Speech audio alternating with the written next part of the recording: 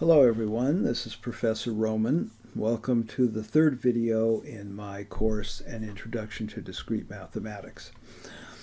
I did misspeak at the end of the previous video when I said we'd come to the end of the chapter. I should have said the end of a section, so I apologize for that. Also, I realized when I started this video that I needed to make a slight adjustment in the set notation. So let's take a look at that. I added to the book this brief section. And before I talk about this, let me explain how I constructed this video course. First, I wrote the third edition of the book.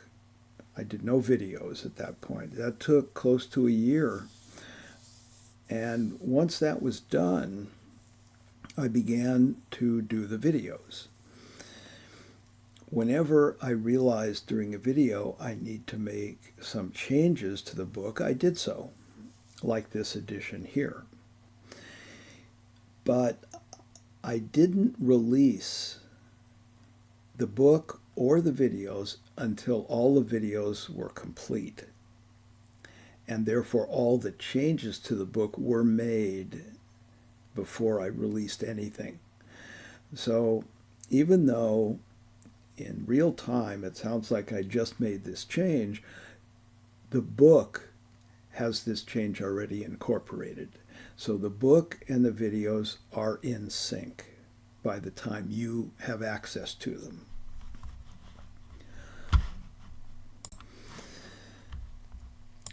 So this is a little note about set notation.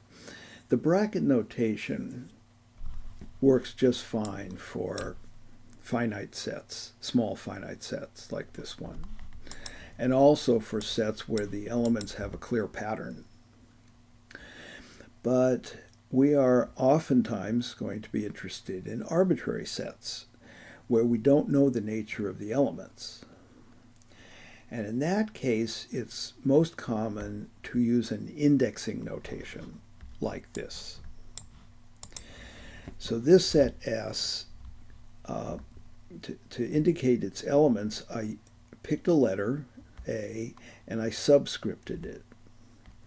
The subscript I, or the index I, ranges over a set, capital I, called the index set. Okay. So now I can refer to an individual but arbitrary element as a sub I, a sub j, a sub k, where the index or subscript comes from the index set.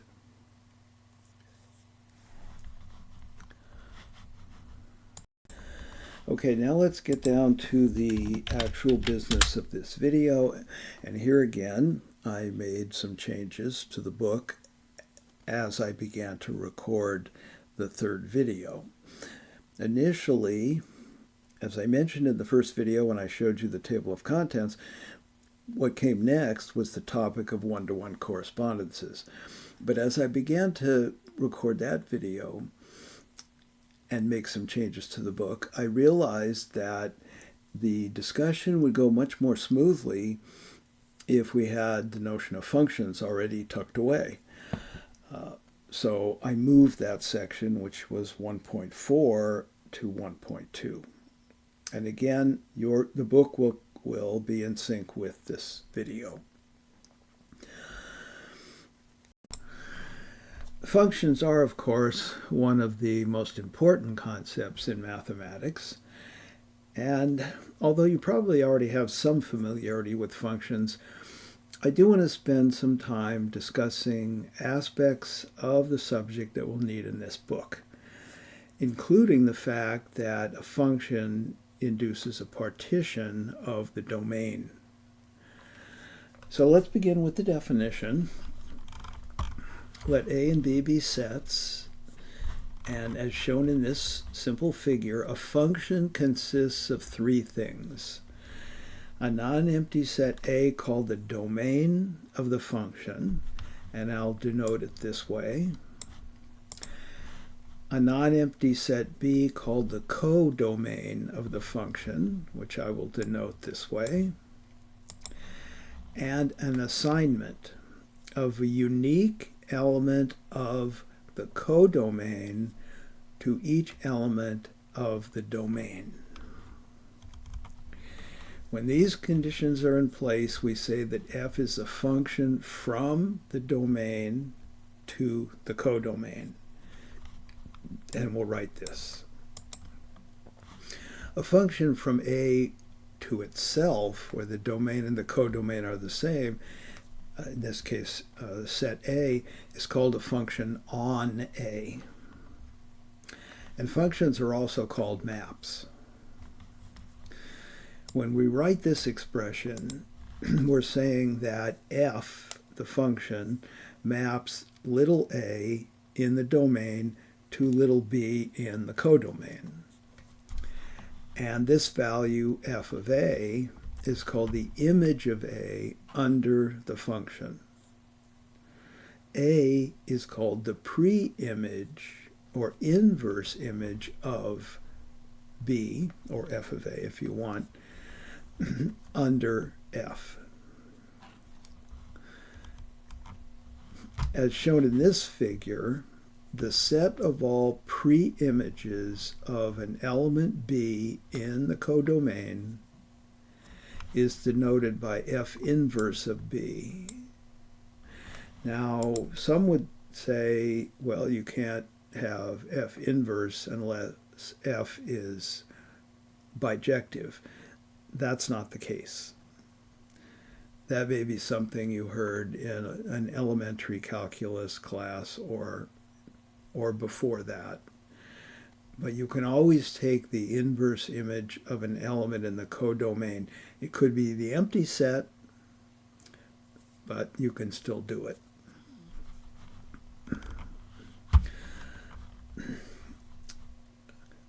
Let f be a function from a to b. Then, as shown in this figure, the image of f, so we're not talking now about the image of an element in the domain, we're talking about the image of the entire function, which could be written f of a is the domain, or I will also use the notation im of f. The image is sometimes called the range, and that would be denoted by ran of f. This is the set of all images of the elements in the domain. So this is what it looks like in symbols, and this is kind of what it looks like in a picture. Let's look at some examples, some very simple ones. S is a finite set. We can define a function on the power set of S to the natural numbers. F of a set A, a subset of S, is the size of A. If sigma is an alphabet, we can define a function little l, script L, from sigma star, the set of all words over sigma, to the natural numbers. L takes a word and returns its length. Here's a more interesting example. Let sigma be the binary alphabet, 0, 1. We know sigma n is the set of all binary words of length n over sigma. We can define a function h from the Cartesian product sigma n cross sigma n to the natural numbers as follows. If we take two words, w and u, of length n, and we compare corresponding positions in the two words and set the value of the function on that ordered pair to be the number of positions in which the two words differ or different. So here are some examples. 0, 1 and 1, 0 don't agree anywhere. They're different in both positions. They're different in two positions. 0, 1 and 0, 0 differ in one position. These two words differ in 4 positions. This one's a little harder to spot, but the two words differ in the first position, but not in the second, third, or fourth, but in the 5th position, 2nd and 5th, 2 locations where they differ. And these are the same word written twice, so there's no difference. This function h is called the Hamming distance function, and the number h applied to, the function h applied to wu is a number called the Hamming distance between the two, or from w to u. It's the same distance as it is from u to w, so you can just say the distance between w and u. This function was named after the computer scientist Richard Hamming. There is something called the Hamming code, and the Hamming distance plays a critical role not only in that particular error correcting code, but in all binary error correcting codes. So it's a really important concept. Here's another example. A and B are non-empty sets. A function from A cross B to A is sometimes called a transition function. And transition functions are often denoted by the Greek letter delta. Here's one such example, which will explain why it's called a transition function. So let A be this set consisting of happy, sad, and ecstatic.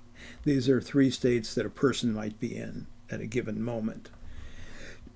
Let B be bad news, good news, great news. Now we define a transition function delta from A cross B to A that describes the transition in the mood or state of a person who receives some news. If the person is sad and gets bad news, they remain sad. If they're sad and get good news, they become happy. If they're sad and they get great news, they become ecstatic, and I guess you get the idea. Transition functions will come up again much later in the course, I think at the very end, when we discuss finite state machines. Another example, consider an electric circuit that has a battery, 2 light bulbs, and 3 switches. Now the state of the 3 switches can be described by a binary word of length 3. For example, this word will mean that switch 1 is on, but switches 2 and 3 are off. So 1 designates on, 0 designates off. The state of the light bulbs can also be described by a binary word of length 2. So for example, 0, 1 means that bulb 1 is off, bulb 2 is on. Now we can define a function, delta, from sigma 3 to sigma 2 to indicate the various possible light bulb configurations and how that configuration changes. So we'll start by saying if all 3 switches are off, both lights are off. If we flip the 3rd switch, it turns on both lights. If the 2nd switch is on and the others are off, the 1st bulb is on, the 2nd bulb is off, and so on. I just made this up, these numbers. I don't know that this has any real practical value, but the example does. This sort of thing is very useful.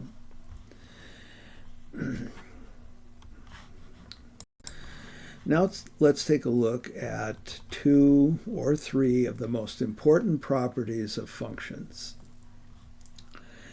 First, there's no requirement that the image of a function be all of the codomain. There may be elements in the codomain that are not images of any elements in the domain. When this does not happen, in other words, when the image is equal to the domain, codomain, then a function is said to be surjective or a surjection, or the function maps A onto B.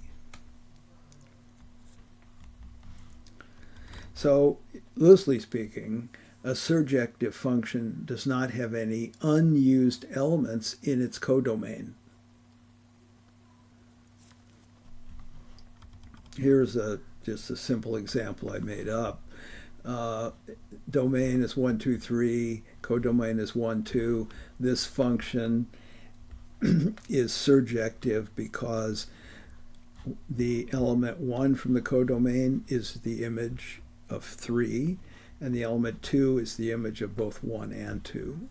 So every element in the codomain is an image. It appears, in a sense, in the function, in the assignment, I should say.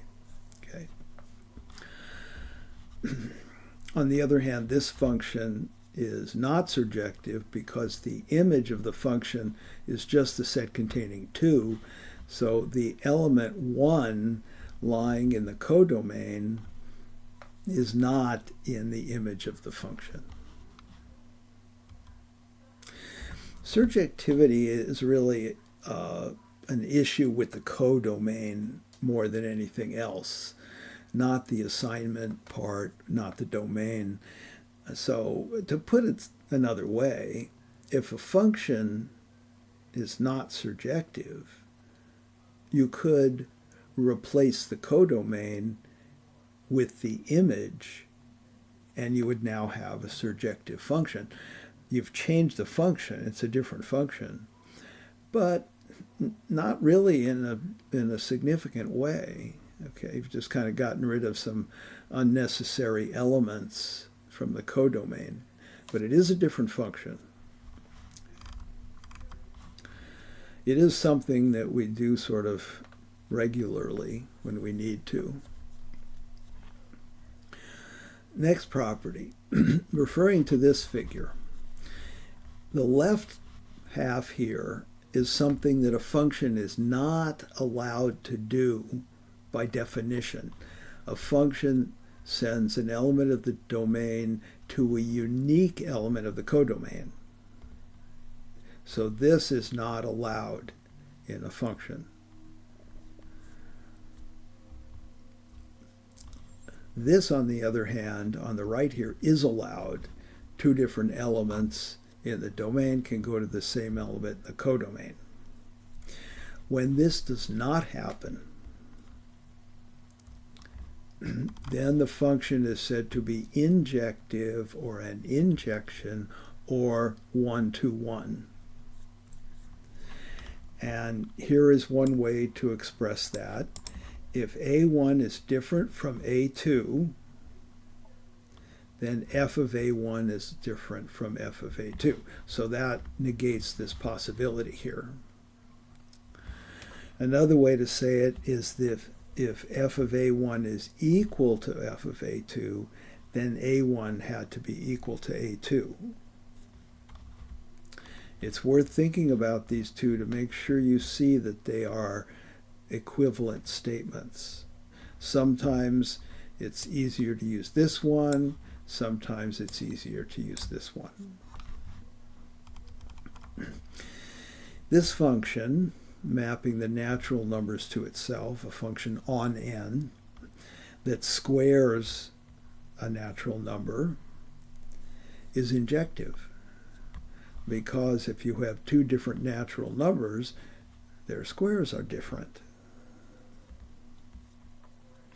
On the other hand, if we bump up the domain and codomain, same assignment, but now the domain and codomain are the integers, this is no longer injective. For example, -1 and 1 are different, but their squares are the same.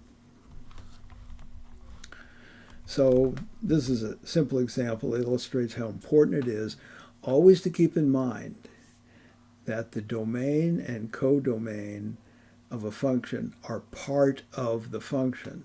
You can't ignore them.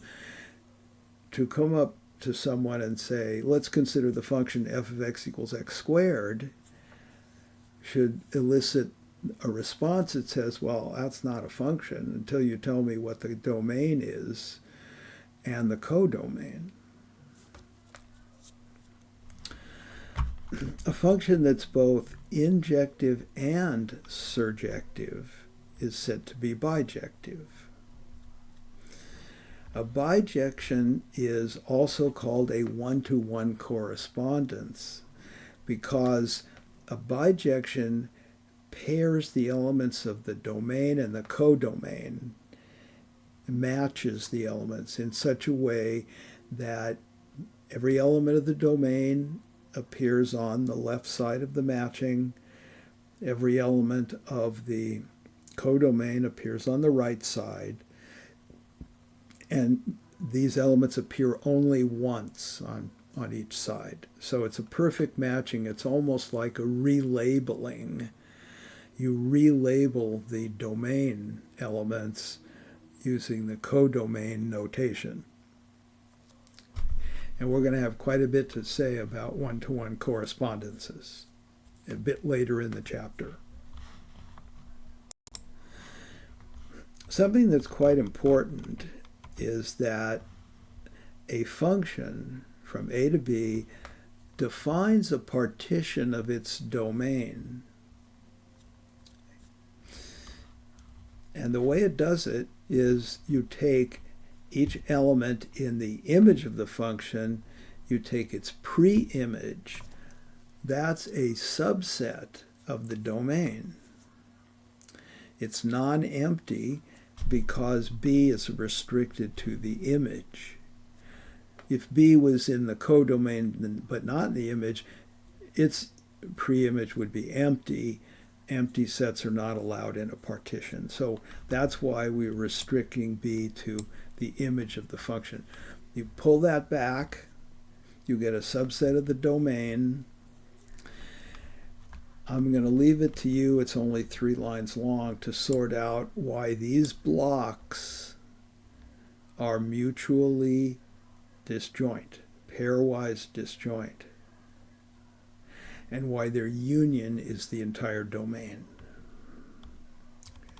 Definitely something worth thinking about before you read what I wrote.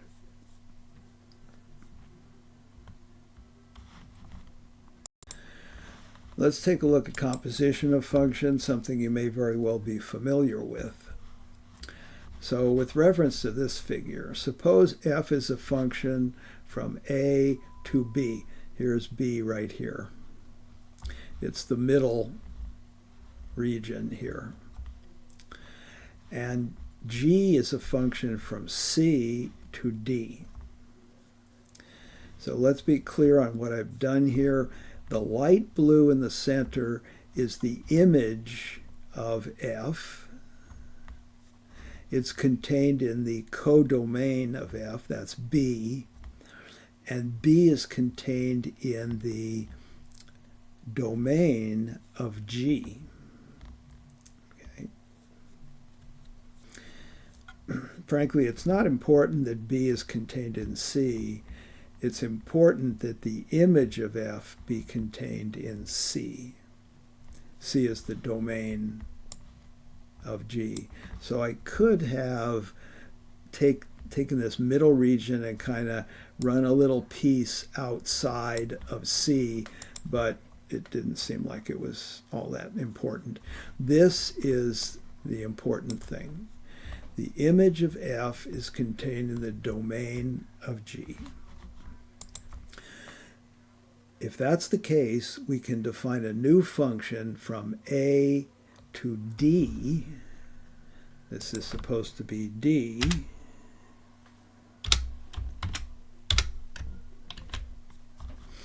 By combining the two functions, first applying F and then applying G. So that will take A will go to f of a, and that will go to g of f of a. This function, which is often denoted g circle f, but remember, you're used to reading left to right, but it's the right-hand function that's applied first. Sometimes it's just written without the circle. It's called the composition of g with f, and as I just said, it takes an element a first to f of a, and then to g of f of a. So this is the operative definition here. G circle f is the function that takes a to g of f of a. So here's an example. S is a subset of T. X is an element of T, but not in S. F is a function from the power set of S, the set of all subsets of S, to the power set of this union. Remember, X is not in S. So this set is strictly bigger than S. I don't mean that in terms of number of elements. If the sets are finite, that would be the case. If they're infinite, we haven't talked about that yet. But we can say S is a proper subset of this set. And F of a subset of S, call it A, is A union the set containing X. So toss in X. Another function, this is just the function on the power set of T, that is the size function. So I guess to be on the safe side,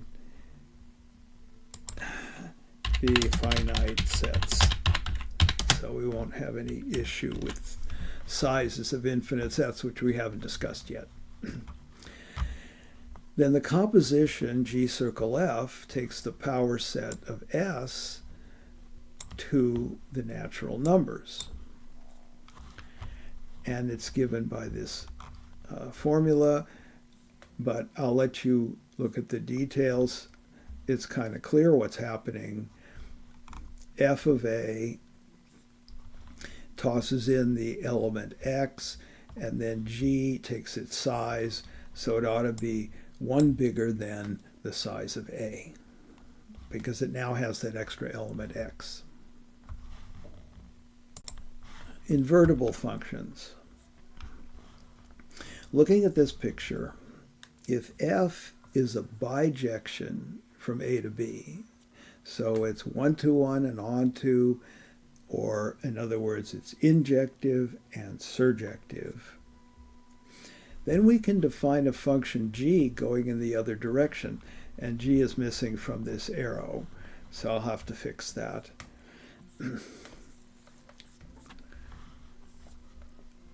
The function g goes from b to a, goes backwards, and we can define g so that this composition over by f, back by g, is the identity function. This is a Greek iota sub a. That's the function on a that doesn't do anything. It sends little a to itself. And also the composition in the reverse direction, first g, then f, is the identity function on b. So this is what the compositions look like. Each function undoes what the other function did. When that happens, we say g is the inverse of f, f is the inverse of g, they're inverses of each other, and we use the -1 exponent to denote this is f inverse, similarly for g inverse. Functions that have inverses are said to be invertible. So here's an example. these sorts of things with finite sets like this are all but trivial. ABC 5, -9, 0. A goes to -9, B goes to 0, C goes to 5. In the other direction, -9 goes back to A, 0 goes back to B, and 5 goes back to C. Final item in this section on functions is a theorem. Let A and B be sets, and let F map A to B and G map B to A. If these compositions are the respective identity functions, then F and G are bijective and in fact are inverses of each other. That's not what I said up here. I said that F is bijective, then there is an inverse, which I call G. Here I am saying if these compositions hold, then F is bijective, and so is G. And I'm going to leave this for you to try to prove, and you have my proof if you need to look at it. So that's the story on functions. That's all we really need. And we'll move on. So thank you for watching the video. I hope you got something out of it. If you didn't get anything out of it, it's because you already knew this, which is even better. And I hope to see you in the next video.